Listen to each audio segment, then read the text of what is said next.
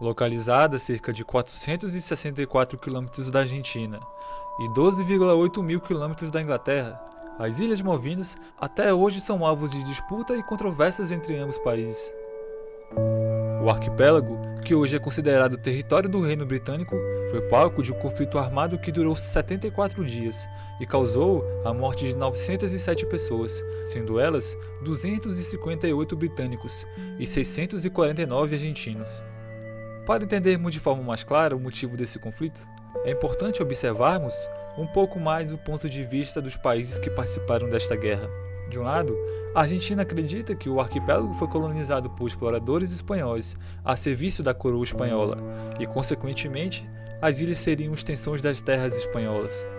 Com base nisso, a Argentina, que foi colonizada pela Espanha, após proclamar sua independência, seria detentora do domínio dessas terras, já que estas seriam uma herança do antigo reinado espanhol. Além disso, o fato do arquipélago ser localizado nas proximidades da Argentina intensificou a reivindicação do governo argentino pelas terras. Já do ponto de vista dos britânicos, as ilhas seriam de sua posse devido a um possível acordo firmado com a coroa espanhola, pois, segundo eles, em 1766, uma expedição a serviço da coroa britânica chegou às ilhas com a intenção de instaurar um porto na região, causando revolta da coroa espanhola e a expulsão de cerca de 100 britânicos da região. Contudo, em 1771, a coroa espanhola foi obrigada pela coroa britânica, através de ameaças militares, a devolver Port Egmont à família real britânica. Por esse motivo, o Reino Unido acredita que possui direito sobre os domínios das ilhas. O fato é que, com sua independência, a Argentina passou a ter controle formal das Ilhas Malvinas até 1833. Contudo, por conta das fortes crises que a Argentina enfrentava na época, o governo não conseguia administrar a região de forma adequada, e em 1833, a serviço da coroa britânica, o navio inglês Clio chega às ilhas, expulsando todos os habitantes do local e instaurando ali uma colônia inglesa. Desde então, o controle da região, que antes fora da Argentina, passa a ser do domínio dos ingleses.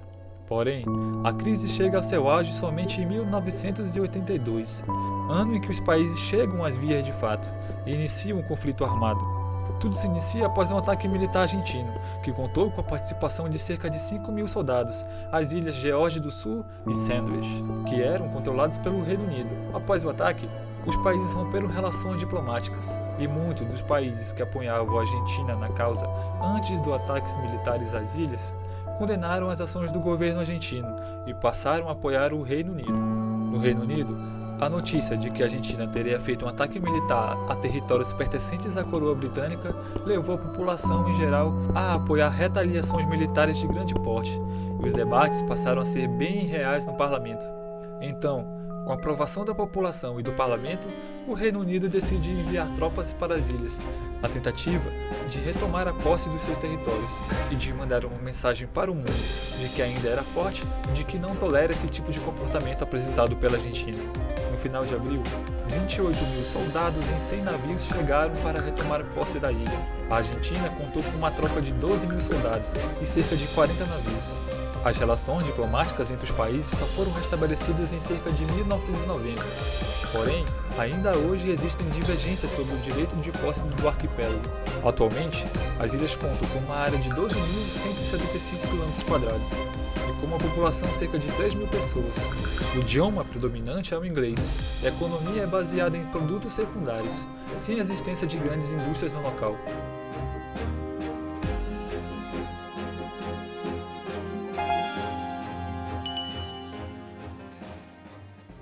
As guerras sempre fizeram parte da história da humanidade. No último século, 2 delas ficaram marcadas pela grandeza e magnitude que atingiram, já que contaram com participações de países de todos os continentes. Muitos historiadores estudam as 2 guerras como se fossem apenas uma, já que o início da Segunda Guerra se deu pelos problemas causados pela Primeira. Porém, iremos aqui tratar o início da Primeira Guerra de forma isolada, focando na importância do expansionismo territorial europeu e na importância que o assassinato do arquiduque austríaco Francisco Ferdinando teve para o início deste sangrento conflito. Primeiramente, é essencial sabermos sobre o expansionismo europeu durante o final do século XIX e boa parte do século XX, já que este teve um papel fundamental para o início da Grande Guerra. A Áustria foi um país que durante anos trabalhou para aumentar suas fronteiras e seu território, e com isso passou a abrigar diversas etnias e outras nações em seu domínio. A família Habsburgo, uma das famílias mais poderosas da Europa, era quem governava o império. Não demorou muito para que algumas dessas subnações passassem a reivindicar por autonomia, e foi o que aconteceu com a Hungria, região que era localizada dentro da Áustria. Em 1867, a família Habsburgo foi forçada a dividir seu império em dois, nascendo assim o Império Austro-Húngaro. Com a união das duas nações, foi formada uma monarquia dual, pela qual somente um rei governava o império. Com essa união, que beneficiou os dois países, outros grupos étnicos passaram a almejar a independência, como os eslavos. Nesse contexto, surge a importância do arquiduque Francisco Ferdinando.